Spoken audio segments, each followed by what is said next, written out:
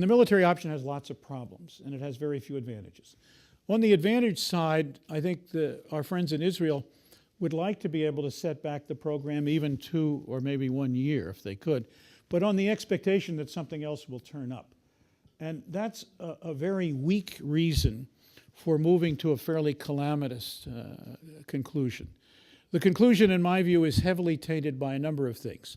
One is that at the moment, Iran does have a conscious non-decision, if I could put it that way, to go to nuclear weapons.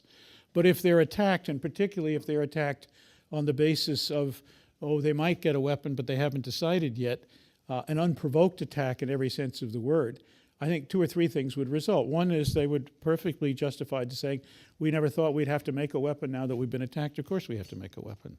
And we'll go ahead and do it come hell or high water. The second, basically, is Iran enjoys about a 15% popularity among the Muslim world. And certainly that will shoot up and skyrocket. Certainly there will be a lot of sympathy for Iran. Could we hold the sanctions? And would there be any value in trying to hold the sanctions? You have to think about that. And where would that go? The second question is an operational question. Would we be able actually to know what all the targets are, where they are? We've had some success in looking at the Iran program in knowing when they began things and didn't tell the world. We had a pretty good idea of where they were, but will we know where all the targets are? I don't know the answer to that question. That's a hard problem. On the other side, the retaliatory capability that Iran could exercise is fairly large. They have influence with terrorist organizations that happen to straddle Israel with large numbers of missiles. There is no question at all in my mind that they could operate in a terrorist way against soft American targets all around the world. And they could be things like businesses and NGOs and missionaries and everything else you can think of. And what would we be able to do and undertake to protect the huge American traveling public if, in fact, there was a very considered and determined Iranian reaction?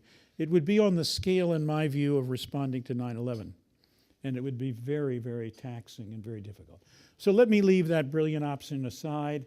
It is not, in my view, something one would totally rule out in extremis if Iran actually wanted to make a weapon, and we could take the information that we would base that decision on to the international community. I think we'd still have serious problems in the Security Council, but there would be more justification. I also think that if Israel were to attack on its own, we would share in every conceivable way the responsibility for the action, and indeed whatever reactions were formulated, we would share a particularly important part of that.